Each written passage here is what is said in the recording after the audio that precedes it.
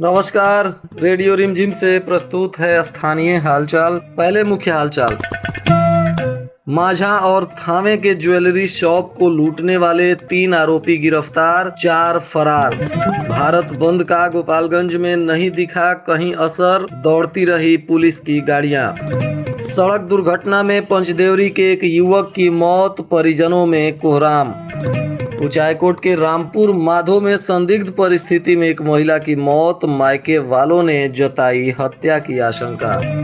विश्व योगा दिवस पर न्यायालय परिसर सहित कई जगहों पर हो रहा है योगा का कार्यक्रम। स्थानीय हालचाल के इस अंक के साथ मैं अनिकेत मिश्र। अब हालचाल विस्तार से।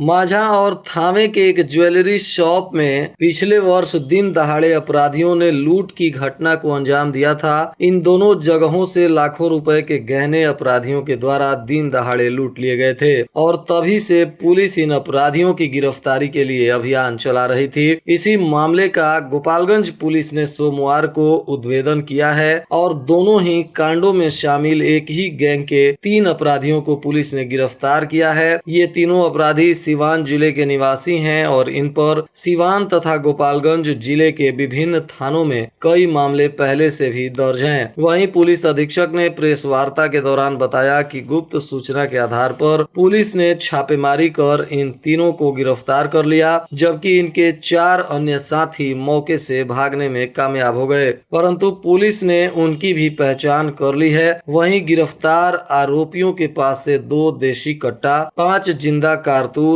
3 मोटरसाइकिल जो इन दोनों घटनाओं में इस्तेमाल की गई थी तथा चोरी और लूट के लाखों रुपए के जेवरात, जिसमें 65 ग्राम सोना, 1 किलो 200 ग्राम चांदी के गहने तथा 3 मोबाइल फोन बरामद हुए हैं। वहीं इन आरोपियों के पास से 3 पैकेट में रखे 500 ग्राम चरस भी पुलिस ने बरामद किया है। गिरफ्तार तीनों आरोपियों में गोलू मैरवा का रहने वाला है तथा अजय और विजय दोनों जामू थाना क्षेत्र के निवासी हैं। पुलिस ने इन तीनों आरोपियों से पूछताछ के बाद इन्हें न्यायिक हिरासत में जेल भेज दिया है तथा इनके साथियों की गिरफ्तारी के लिए पुलिस अभियान चला रही है। वहीं सोमवार को गोपालगंज में भारत बंद का कोई असर नहीं दिखाई दिया। पुलिस अधीक्षक आनंद कुमार तथा जिलाधिकारी डॉक्टर नवल किशोर चौधरी के नेतृत्व में पुलिस की टीम लगातार पूरे जिले का दौरा करती रही और जगह जगह ड्रोन कैमरे से निगरानी की गई तथा संवेदनशील स्थानों पर दंडाधिकारियों के नेतृत्व में पुलिस बल तैनात किए गए थे। स्वयं जिलाधिकारी और पुलिस अधीक्षक भी पूरे दिन संवेदनशील स्थानों की निगरानी करते रहे। सुबह लोगों की नींद खुलते ही पुलिस के वाहन सायरन बजाते हुए सुनाई दिए। इस वजह से जिले में कहीं से भी विरोध प्रदर्शन की कोई खबर नहीं आई और सोमवार को शांतिपूर्ण तरीके से पुलिस ने इस बंद वाले मामले को संभाल लिया। हालांकि कई लोगों को पुलिस ने इस दौरान हिरासत में लिया है और वहीं हिंसक प्रदर्शन करने वाले लोगों की पुलिस पहचान कर रही है और ऐसे लोगों पर सख्त से सख्त कार्रवाई भी की जाएगी। पुलिस अधीक्षक ने कहा कि कानून व्यवस्था बिगाड़ने वाले किसी भी सूरत में बख्शे नहीं जाएंगे, इसलिए कोई भी व्यक्ति हिंसक प्रदर्शन में शामिल ना हो। पंचदेवरी प्रखंड के भगवती नगर बाजार में एक सड़क दुर्घटना के दौरान एक किशोर की मौके पर ही मौत हो गई। मृत युवक बाबूलाल यादव का पुत्र अमरेश कुमार यादव बताया जा रहा है। वहीं इस घटना में उसका एक साथी घायल हो गया है जिसका नाम करण राजभर है। प्राप्त सूचना अनुसार ये लोग अपने मित्र के यहाँ गए हुए थे और वापस लौटने के समय एक अज्ञात वाहन के चपेट में आ गए, जिससे मौके पर ही एक व्यक्ति की मौत हो गई तथा दूसरा घायल हो गया। वहीं पुलिस ने मृतक के शव को कब्जे में ले लिया और पोस्टमार्टम कराने के बाद परिजनों को सौंप दिया है। वहीं घटना के बाद परिजनों में चित्कार मचा हुआ है तथा घायल करण राजभर की स्थिति चिंताजनक देखते हुए डॉक्टरों ने गोरखपुर रेफर कर दिया है, जहां उसका इलाज चल रहा है। कुचायकोट थाना क्षेत्र के रामपुर माधो गांव में भी एक विवाहिता की संदिग्ध परिस्थिति में मौत हो गई है, जिसके बाद स्थानीय लोगों ने इसकी सूचना पुलिस को दिया है तो पुलिस ने शव को कब्जे में लेकर पोस्टमार्टम के लिए सदर अस्पताल भेज दिया है। हालांकि इस घटना के बाद मायके वालों ने विवाहिता को पीट पीट कर हत्या कर देने का आरोप लगाया, जबकि ससुराल पक्ष के लोगों का कहना है कि महिला बीमार थी और इलाज के लिए ले जा रहे थे, तभी रास्ते में ही उसकी मौत हो गई। फिलहाल पुलिस ने शव का पोस्टमार्टम कराने के बाद परिजनों को सौंपते हुए मामले की तफ्तीश कर रही है। मंगलवार को विश्व योगा दिवस के अवसर पर गोपालगंज जिले में भी विभिन्न जगहों पर योगा के कार्यक्रम आयोजित किए गए हैं, जिसमें व्यवहार न्यायालय परिसर में भी नवनिर्मित भवन के बेसमेंट में सुबह 6 बजे से प्रशिक्षित योगा शिक्षकों के द्वारा योगा का कार्यक्रम कराया जाएगा। इस कार्यक्रम में माननीय न्यायाधीश तथा वरीय पदाधिकारीगण और अधिवक्तागण शामिल हो रहे हैं। इसके लिए तैयारी पूरी कर ली गई है। कटिया थाने की पुलिस ने वाहन जांच करते समय जमुनहा जीतन मोड़ के पास से 305 लीटर अंग्रेजी शराब के साथ 2 तस्करों को गिरफ्तार किया है। गिरफ्तार तस्करों में कस्या का रहने वाला धर्मेंद्र कुमार तथा तरकुलवा का रहने वाला अभिषेक जायसवाल बताए जा रहे हैं। इन दोनों पर पुलिस ने उत्पाद अधिनियम के तहत मामला दर्ज कर लिया है और इनकी मारुति सुजुकी कार तथा मोटरसाइकिल और शराब को पुलिस ने जब्त करते हुए इन दोनों आरोपियों को न्यायिक हिरासत में जेल भेज दिया है।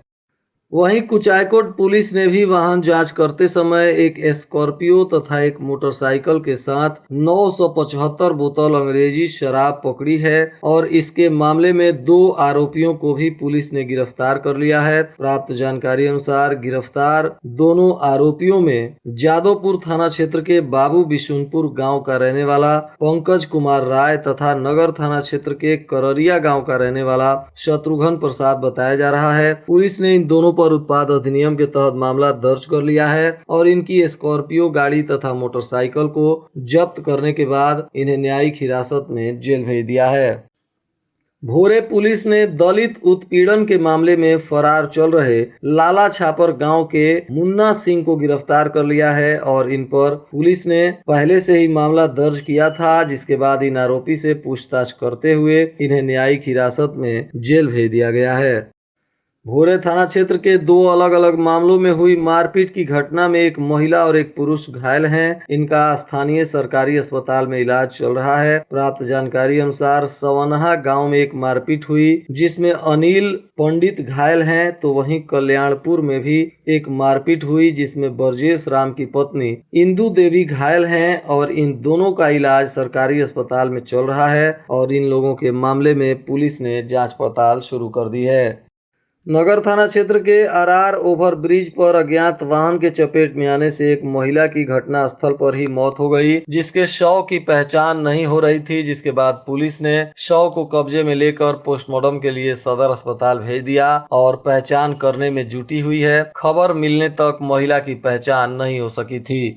नगर थाना क्षेत्र के गोसाई टोला गांव में एक साइकिल और मोटरसाइकिल की टक्कर हो गई, जिसमें मोटरसाइकिल सवार व्यक्ति अनियंत्रित होकर गिर गया और उसकी मौके पर ही मौत हो गई, जिसके बाद पुलिस ने शव को कब्जे में ले लिया। मृतक का नाम इमामू बताया जा रहा था। वहीं साइकिल सवार जो इस घटना में घायल था उसका नाम रामेश्वर राम है और उसका इलाज सदर अस्पताल में चल रहा था। तो वहीं मृतक के शव को पुलिस ने कानूनी प्रक्रिया पूरी कराने के बाद परिजनों को सौंप दिया और जांच पड़ताल में जुट गई है।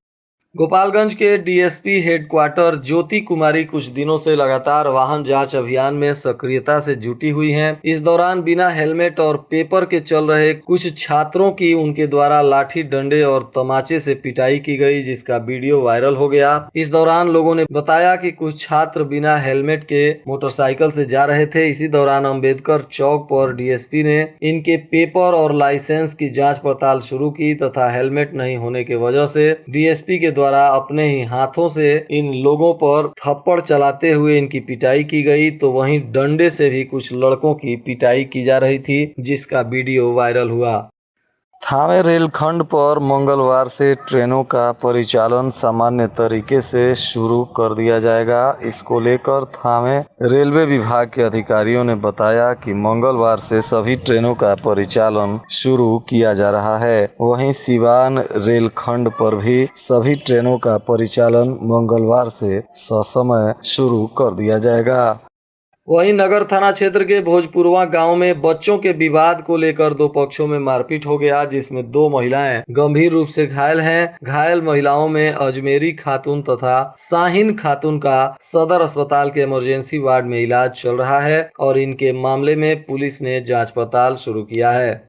जदयू प्रवक्ता प्रमोद पटेल ने कहा कि बिहार सरकार को बदनाम करने के लिए और सरकार की नकारात्मक छवि को पेश करने के लिए कोशिश की जा रही है। बिहार, पश्चिम बंगाल और केरल का जनसंख्या घनत्व सर्वाधिक है, इसके बावजूद भी केरल विकसित राज्य है। उन्होंने कहा कि 2019-20 तक देश के प्रजनन दर में औसतन 20% की कमी हुई है, जबकि बिहार के प्रजनन दर में 0.43% की कमी आई है। यह मुख्यमंत्री नीतीश कुमार के दूरदर्शी सोच का नतीजा है। और आज के मौसम का तापमान गोपालगंज में न्यूनतम 27 डिग्री सेल्सियस और अधिकतम 38 डिग्री सेल्सियस रहने की संभावना है। अंत में मुख्य हालचाल एक बार फिर। माझा और थावे के ज्वेलरी शॉप को लूटने वाले 3 आरोपी गिरफ्तार, 4 फरार। भारत बंद का गोपालगंज में नहीं दिखा कहीं असर, दौड़ती रही पुलिस की गाड़ियां। सड़क दुर्घटना में पंचदेवरी के एक युवक की मौत, परिजनों में कोहराम। कुचायकोट के रामपुर माधो में संदिग्ध परिस्थिति में एक महिला की मौत, मायके वालों ने जताई हत्या की आशंका।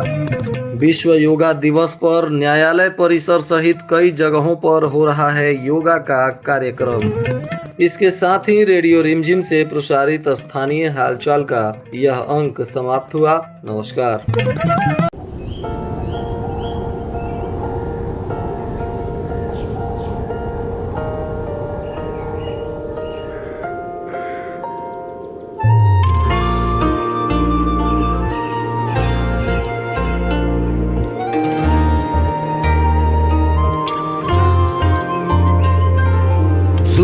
तुझे नमस्ते, धरती तुझे नमन,